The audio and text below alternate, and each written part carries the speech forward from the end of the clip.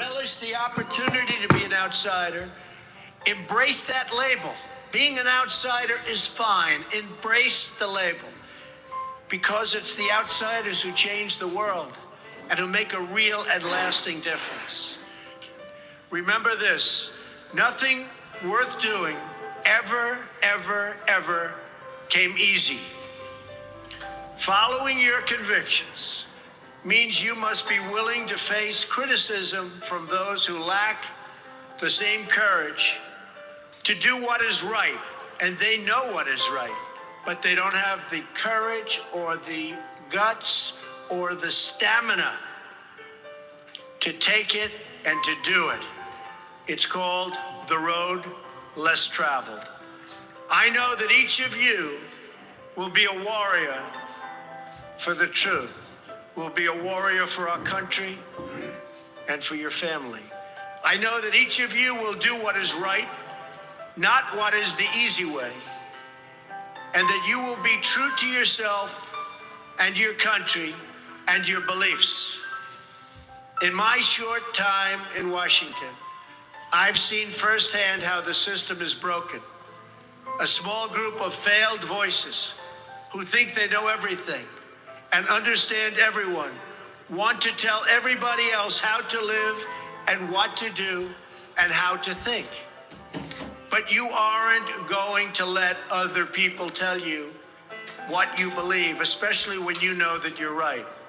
We don't need a lecture from Washington on how to lead our lives.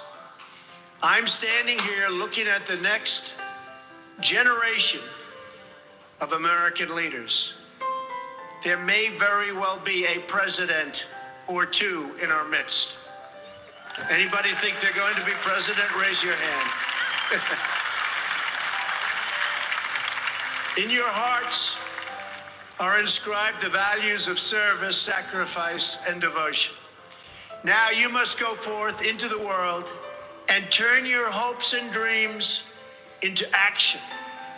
America has always been the land of dreams because America is a nation of true believers. In America, we don't worship government, we worship God.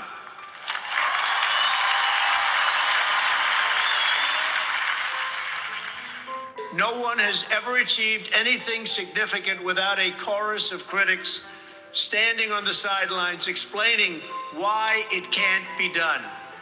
Nothing is easier or more pathetic than being a critic, because they're people that can't get the job done. But the future belongs to the dreamers, not to the critics. The future belongs to the people who follow their heart no matter what the critics say, because they truly believe in their vision. Thanks to hard work, great faith, and incredible devotion, those dreams have come true. You start small, pursue a big vision, and never, ever quit. You never quit. If I give you one message to hold in your hearts today, it's this: never, ever give up. There'll be times in your life you'll want to quit, you'll want to go home. Just never quit. You're going to be successful. I've seen so many brilliant people. They gave up in life. They were totally brilliant. They were top of their class. They were the best students. They were the best of everything. They gave up. I've seen others who really didn't have that talent or that ability, and they're among the most successful people today in the world because they never quit and they never gave up. So just remember that. Never stop fighting for what you believe in and for the people who care about you.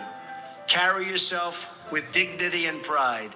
Demand the best from yourself and be totally unafraid to challenge entrenched interests and failed power structures. The more people tell you it's not possible, that it can't be done, the more you should be absolutely determined to prove them wrong.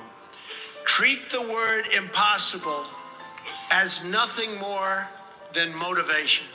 Relish the opportunity to be an outsider. Embrace that label. Being an outsider is fine. Embrace the label, because it's the outsiders who change the world. and it'll make a real and lasting difference.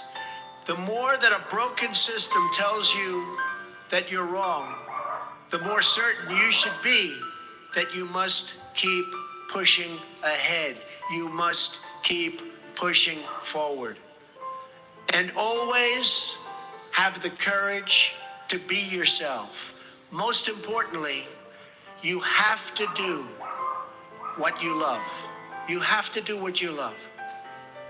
I've seen so many people, they're forced through lots of reasons, sometimes including family, to go down a path that they don't want to go down, to go down a path that leads them to something that they don't love, that they don't enjoy.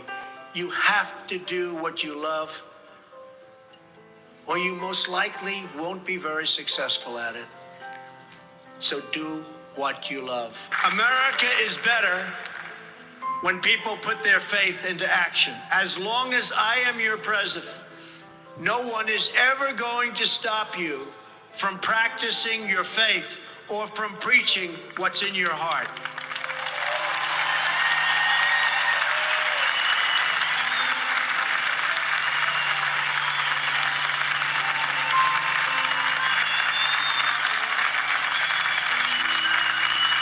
America is beginning a new chapter.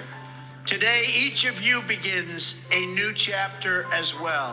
When your story goes from here, it will be defined by your vision, your perseverance, and your grit. You will build a future where we have the courage to chase our dreams no matter what the cynics and the doubters have to say. We share one home and one glorious destiny. Whether we are brown, black, or white, we all bleed the same red blood of patriots. We all salute the same great American flag. And we are all made by the same Almighty God. As long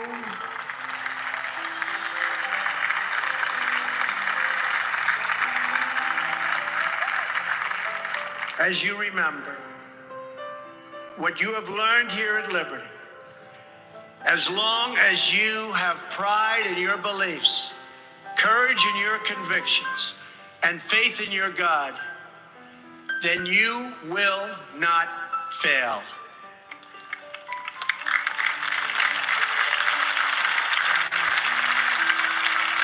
I can promise you that.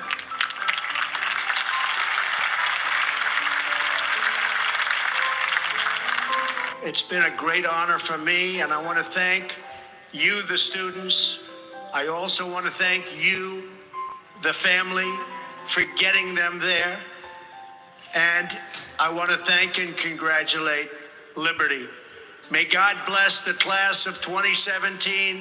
May God bless the United States of America.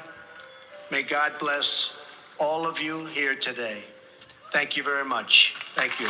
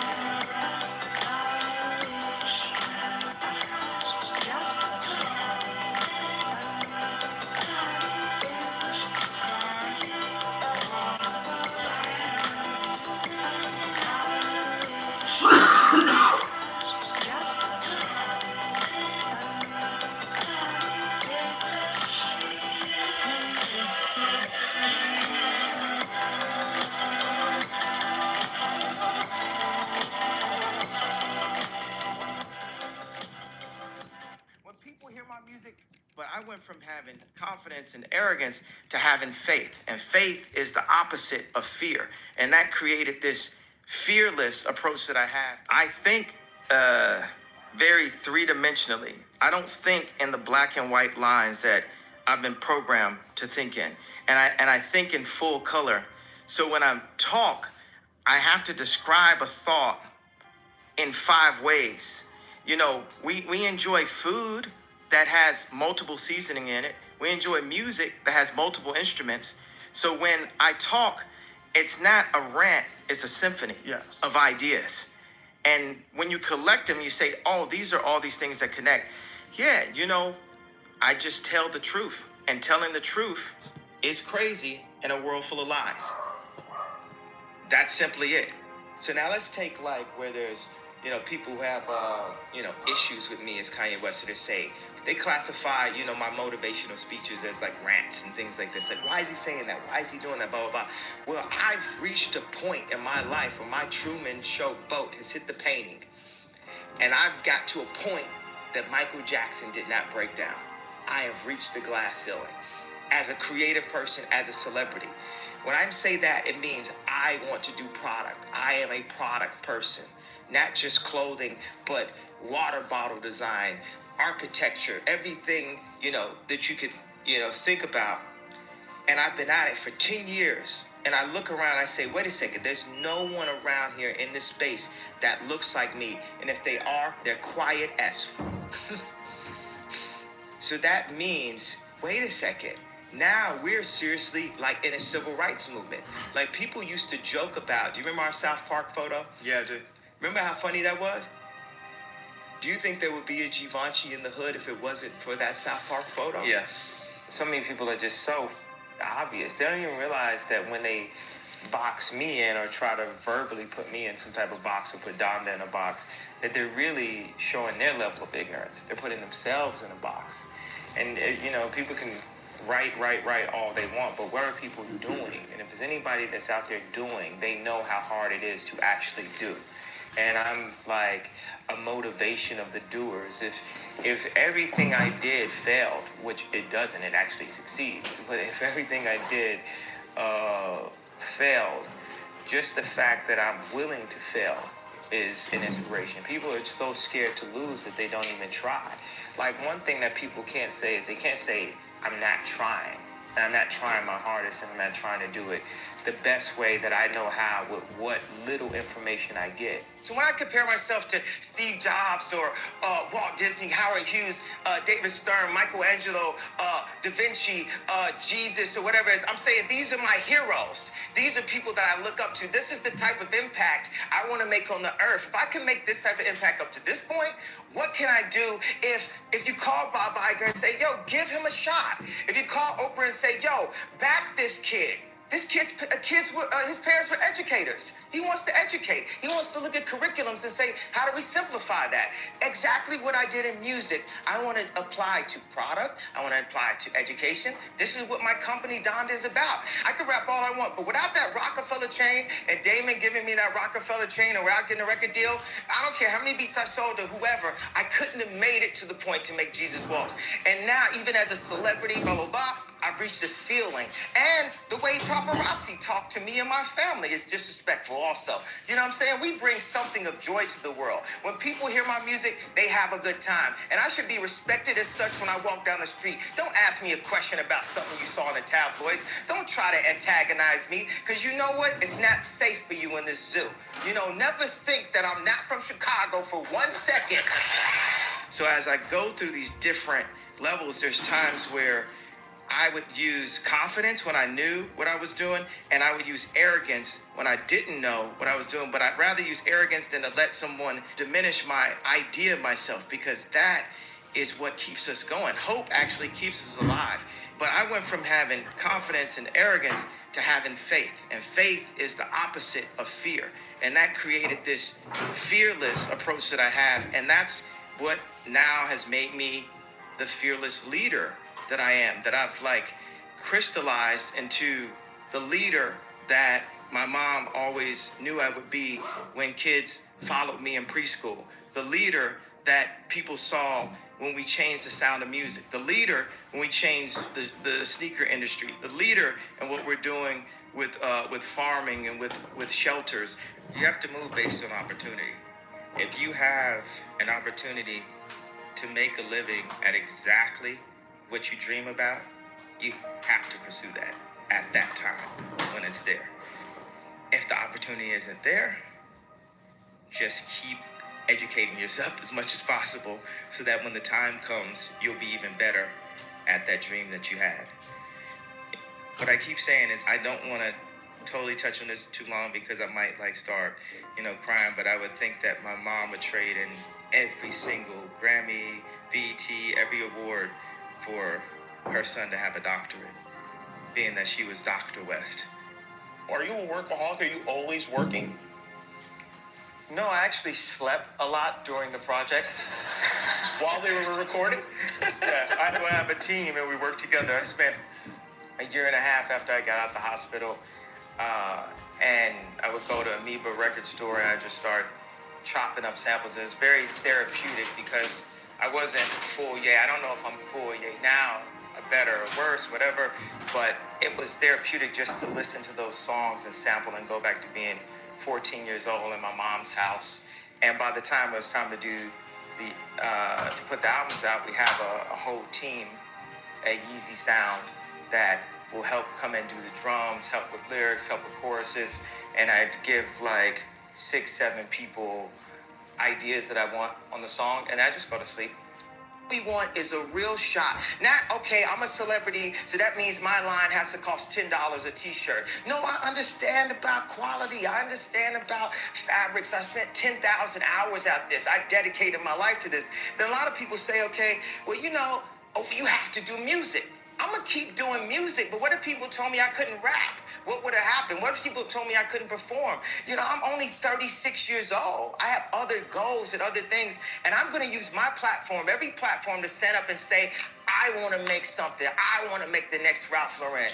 They say people don't stand up and protect their dreams. People are too scared of getting, spoofed in a way. And the irony of it is so many people that are creatives. Think about a creative person in school. When you picture them, you probably picture them all the way in the back of class, sketching or maybe getting beat up. And I'm the one creative. And this is the reason why I went on stage. This is the reason why I did this. Because creatives have got beat up my entire life. And there's moments where I stood up to drug dealers in Chicago and said, you can't have my publishing, come and kill me. Do whatever you're going to do, but you're not going to bully me. You're not going to stop me because my mother made me believe in myself. No matter how many people tell me, stop believing in yourself. Stop saying what you can do. Stop affirming what you're going to do and then completing that in real life. That's the improper way to do it. I refuse to follow those rules that society has set up in the way that they control people with low self-esteem, with improper information, with branding, with marketing. I refuse to follow those rules. It's about truth.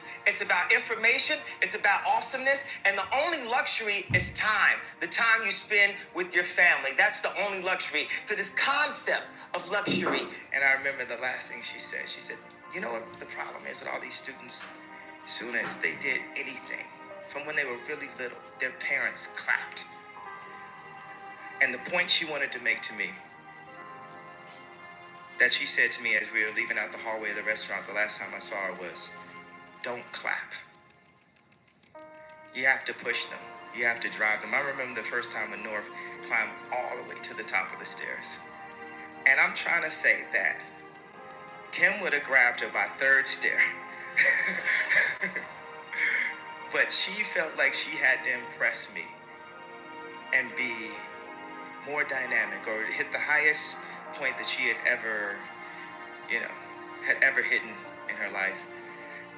And Louise was really hard and, difficult with the students, but I felt like when you like Celine, when you like McQueen, all these things that have inspired us, I'm just talking directly about fashion, it's because there were people that pushed that hard.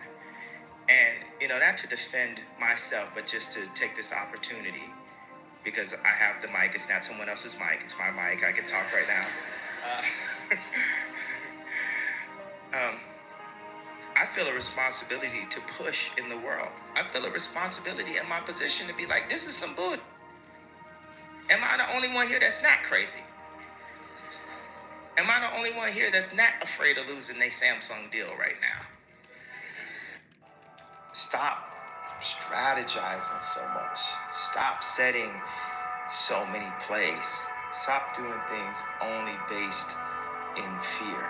You learn a lot from doing things perfect. You learn a lot from things that could be considered a mess up or a screw up. You say from a mistake, not an L, it's a lesson. Like, the universe will assist you when you are acting in love. I tweeted this thing where I said, when you're acting in love, you're like a drop of water and you have the ocean as your army. When you act in fear, it's just you and your money. Now, you can take your money and put it in Bitcoin, put a credit form, put it in cash, or all your cash, and then stand up to the ocean. And who's going to win? Take all your extra time out, put it towards your craft. You know, you can't just go to the movies and play basketball and do all these different things and still focus on that. If you're trying to break through, you gotta focus. Like, that's all you do. Because anybody that's out there doing, they know how hard it is to actually do. And I'm like a motivation of the doers. Like, you can actually physically do something yourself too, more than just pray. And we're so in this mentality that's all that needs to happen, but we ain't praying our way out of prison. We ain't praying our way out of the abortion clinics. We ain't praying our way to get our land back that was always ours after gentrification, after the Harlem Renaissance and Black Wall Street was burned to the ground. Them prayers ain't working. We have to apply actual physical building partnerships, and it don't start unless we could really be real with each other and say, this is what I did, this is what I did.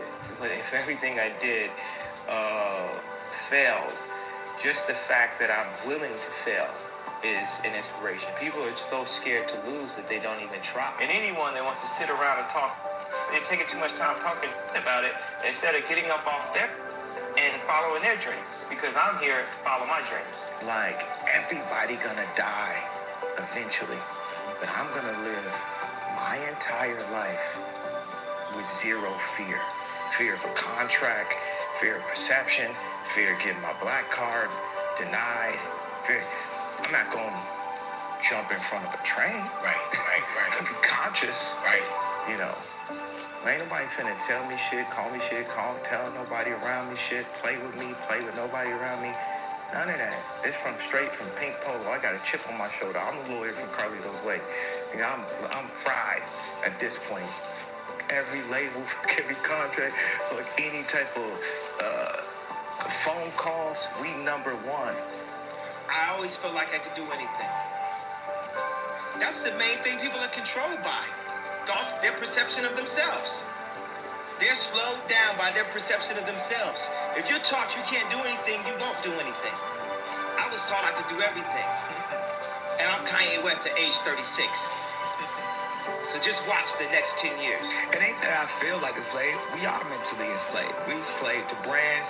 We enslaved to like a Benz symbol. We enslaved to chains. A woman is enslaved to the concept of diamonds are a girl's best friend. Like girls in London don't even wear engagement ring. That's all been programmed into us. When we born artists. We born free, and then we held down by society's perception of us. We just don't want to be embarrassed. And I took the opportunity to look as stupid as possible. I'm saying, when I was in Chicago and watched The Throne, I was gonna change my outfit to some normal leather pants and stuff. And they tailored it. One was too tight. Then the next one ripped on me. And I felt like God was like, nah, man, you can't be scared in Chicago because there's a bunch of gangsters and this is where you grew up. I want you to wear that kilt in Chicago. I want you to release that fear. I want you to show as an artist that you could create to the highest level. Go listen to all my music. It's the codes of self-esteem. It's the codes of who you are. If you're a Kanye West fan, you're not a fan of me, you're a fan of yourself. You will believe in yourself. I'm just the espresso. I'm just a shot in the morning to get you going. To make you believe that you can overcome that situation that you're dealing with all the time. I express to people also. People think a lot of my motivation is very like megalomaniac and self-oriented. To the contrary, completely. I just want to help. From day one, I just wanted to help. Like, my father was a Black Panther. My father was a journalist. Like 7 years ago, he lived in a homeless shelter. Not because he was homeless, because he wanted to help the ex-drug addicts. He wanted to get that close. He started a foundation called Good Water and moved to the Dominican Republic to help with the prostitution, to help with the extortion, to help right there. He stays in the Dominican Republic right now. My mom was the first Black female chair of the English department. There is no award show. There's no amount of billboards. There's nothing that can define me or make me pass what my parents made me. And that's exactly who I am. I believe we're in the movie. I believe we're in the game. We're in like Grand Theft Auto. It's just too many things that align. And we can terraform. What we can do is be like, if your Grand Theft Auto character just started redesigning the world himself, like painting his own world. We have this opportunity to make life as fun as these second lives. But I wanted to take this step to say, we got this new thing called classism. It's racism's cousin. This is what we do to hold people back. This is what we do. And we got this other thing that's also been working for a long time where you don't have to be racist anymore. It's called self-hate. It works on itself. It's like real estate of racism. Where just like that, when someone comes up and says something like, I am a god, everybody says, who does he think he is? I just told you who I thought I was, a god. I just told you. That's who I think I am. Would it have been better if I had a song that said, I am a nigga? Or if I had a song that said, I'm a gangster? Or if I had a song that said, I am a pimp? All those colors and patinas fit better on a person like me, right? But to say you are a god, especially when you got shipped over to the country that you're in and your last name is a slave owner's. How could you say that? How could you have that mentality? I'm working on more kids, but with them 4 kids right there, it's like the first 2 got to see and know they daddy. They got to know a Black person that wasn't only an employee. That dynamic is so, the effect that it has on the meta stage of stage of a child's life between 5 and 12, to only see your color as an employee and never see your color, because you're taught the color in the school. They wouldn't even be known as about a color unless that was taught to you. So I will say color because it's taught. This is red, is this, everybody. The effect that it has to not see a person of your color be able to make a final decision will make you feel that you're never able to make a final decision. Our family is just the key to the world, period. From our immediate family to our friends and family, our co-workers and family, our city and family, our state and family, our country and family, our world. That if we, just like everywhere you go, people say hola, hello, ni hao ma. Right. It's our culture to say hi. See, our culture, the culture of humanity, needs to be family. A culture of family, but the design of our cities, the design of our schools, there's a lot of things designed for us to that are designed to not promote family. They're designed to create separation. Right. And in that separation, there's capital opportunity.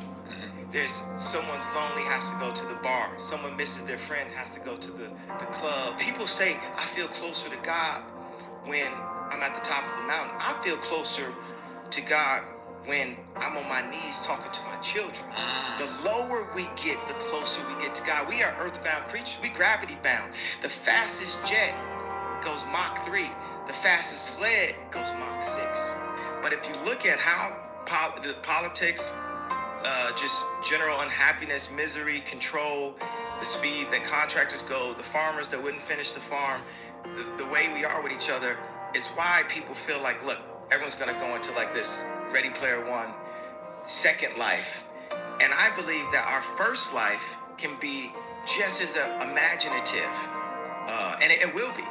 So that's and I have a bunch of friends that work in the gaming industry, and I have friends that work in the content industry, and I'm saying I'm anchoring on real life to make real life as awesome as games, to make real life as awesome as movies. We in World War III.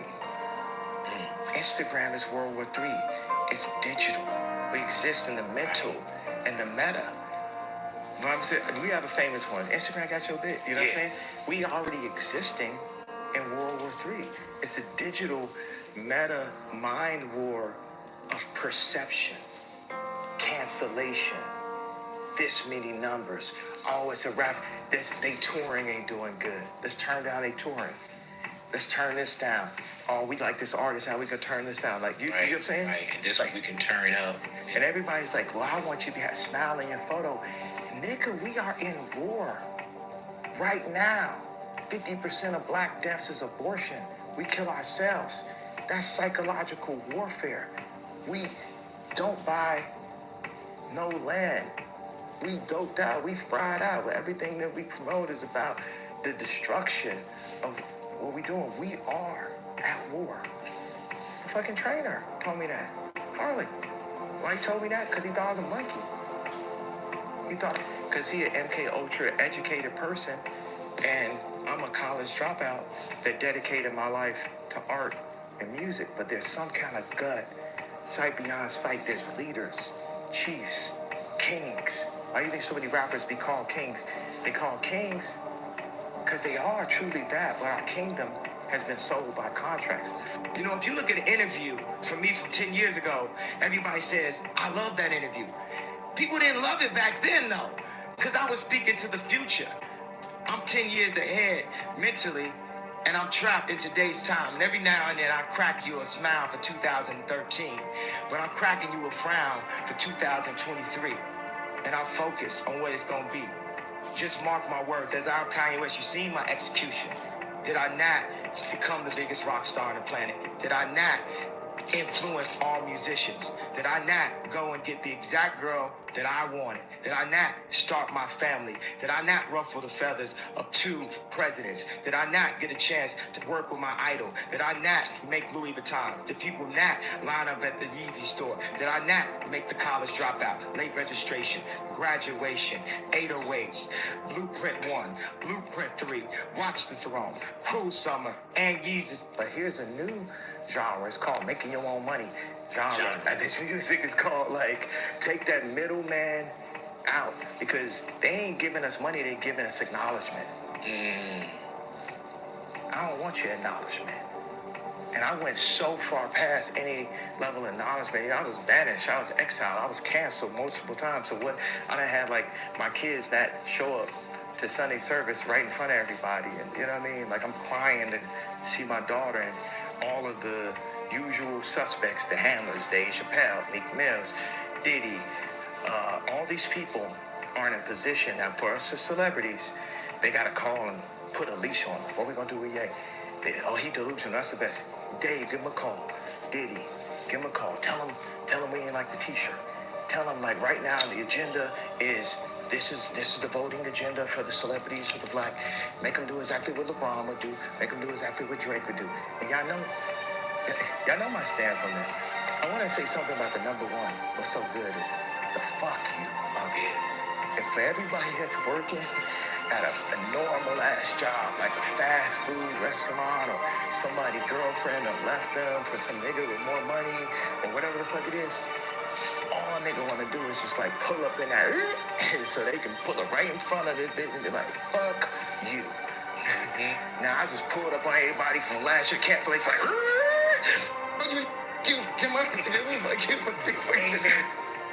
to hit this number one is such a fuck you. And people need to understand how valuable it is to be able to tell people you.